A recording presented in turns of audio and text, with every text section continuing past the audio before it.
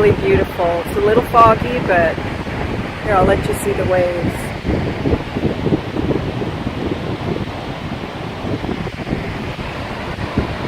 Everyone should be able to come to the beach, but I'm glad you're here with me today.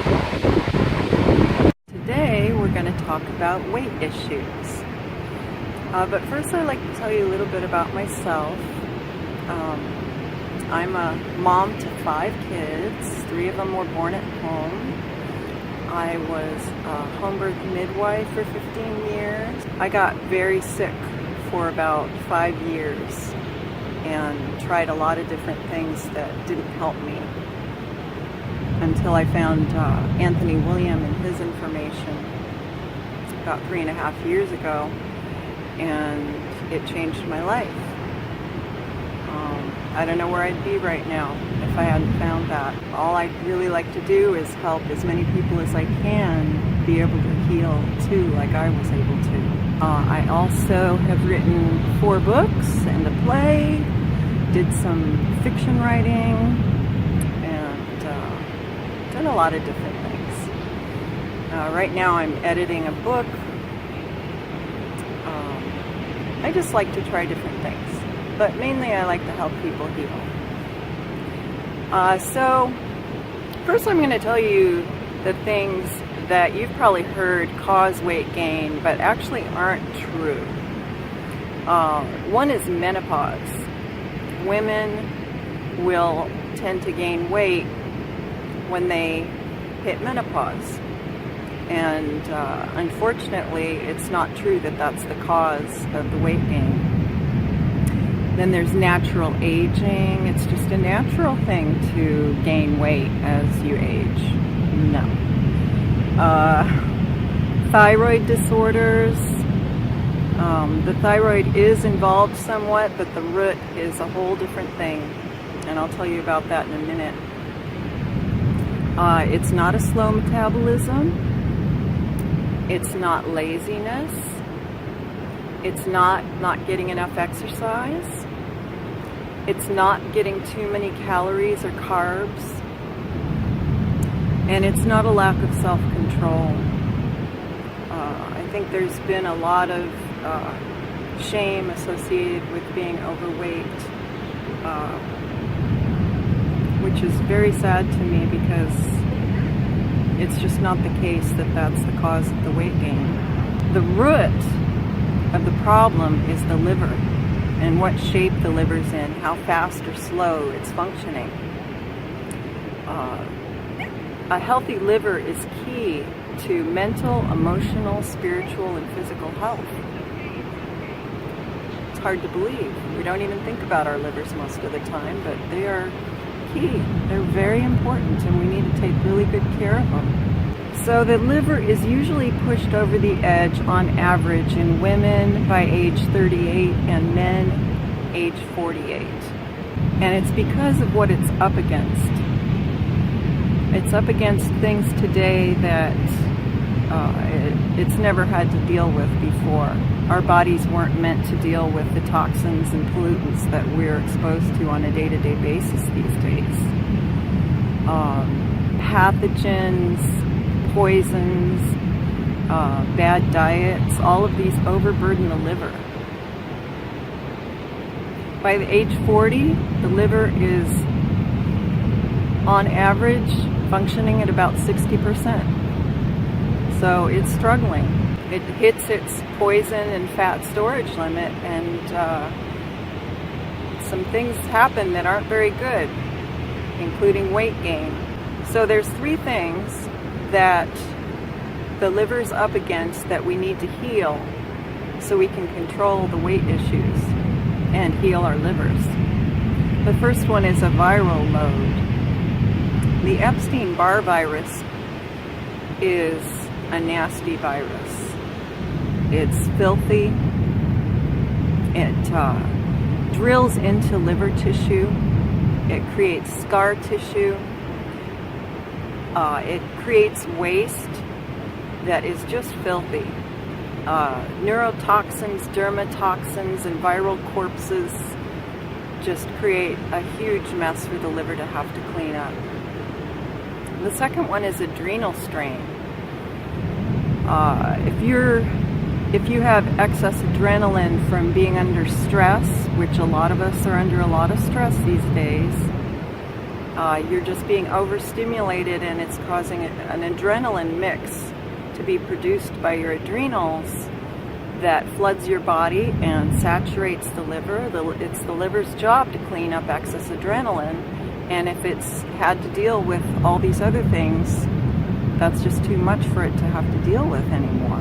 So the liver can't store and it can't flush these toxins.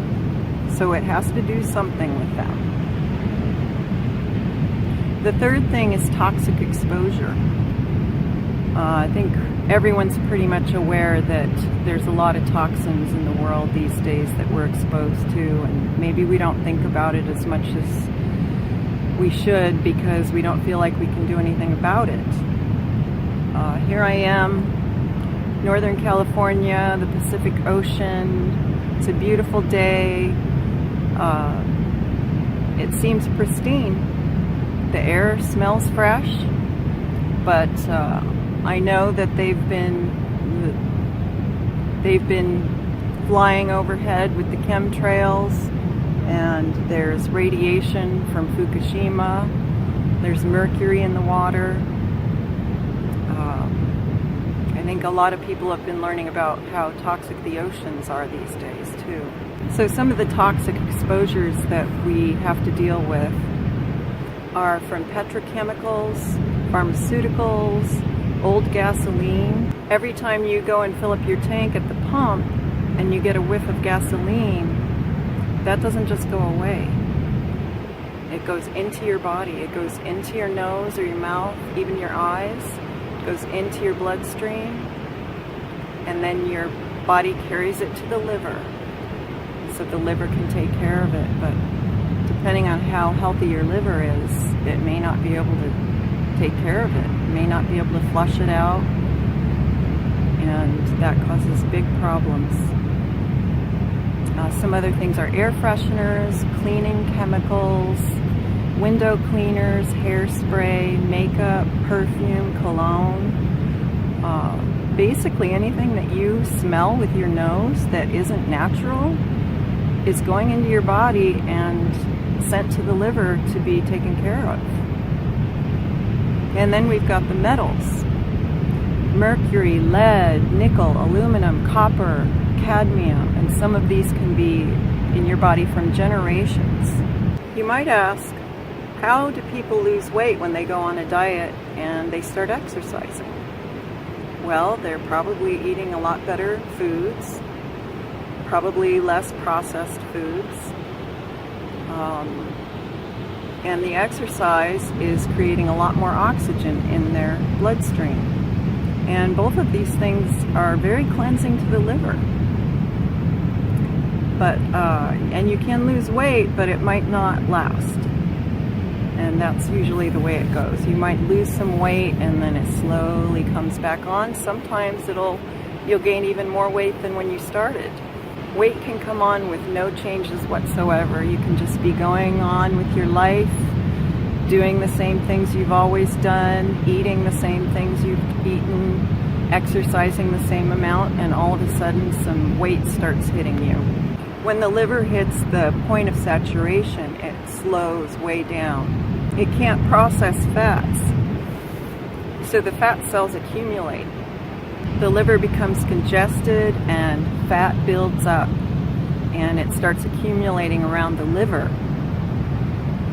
And then it gets sent to the GI tract, and then to the arteries and the heart.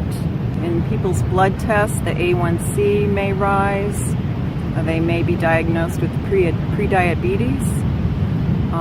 They'll start to accumulate weight around the waist. But even thin people can have fatty livers.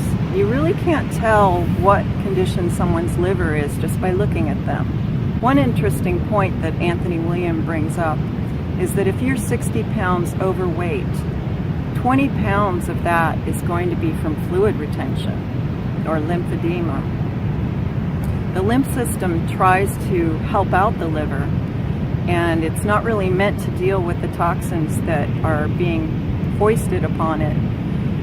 So it gets clogged up and it starts creating fluid retention. If someone's just naturally thin and they never gain weight and they don't have a problem with weight issues at all, it could be that they just didn't inherit very many toxins and their liver just never got pushed over the edge. So now I'm going to talk about low weight.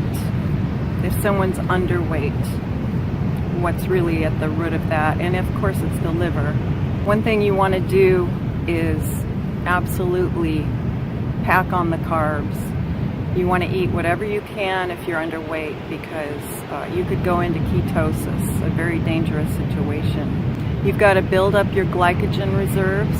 It's not about protein. It's calories that you need to put on muscle. To build muscle, you have to do three things. Glucose has to get into the cells, and mineral salts sustain a muscle so it won't atrophy. The salts bind to toxins and poisons in the cells. And the third thing is you've got to use muscle to build muscle. If you can't gain weight, your body is depleted of glucose. Your liver has no more reserves of glucose, and you've really got to get as much glucose into your body as you can. And when the body's depleted of glucose, it can't allow storage of glycogen in the muscles. And the other part of it is when you're running adrenaline, a certain mix of adrenaline that comes from the adrenals can act as an amphetamine and cause you to lose weight. So it's very important to have adrenal snacks every hour and a half to 2 hours, and take really good care of your adrenals if you're underweight.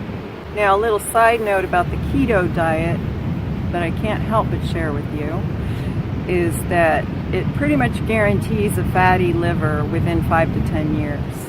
It totally blows out the glucose levels in the liver and the brain, and it burns out the adrenals. So I really urge people to stay away from that. So when you have weight gain, it's usually because the deepest part of the liver is sluggish. The very center, deepest part of the liver. And there's some other symptoms that can go along with weight gain that you may have had happen.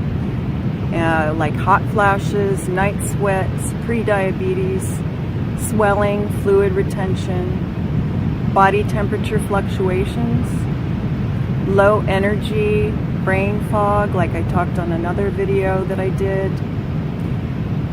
dark circles under the eyes, fatigue, irritability, depression, anxiety, poor skin tone. These are all symptoms of a very deep toxin level in the liver.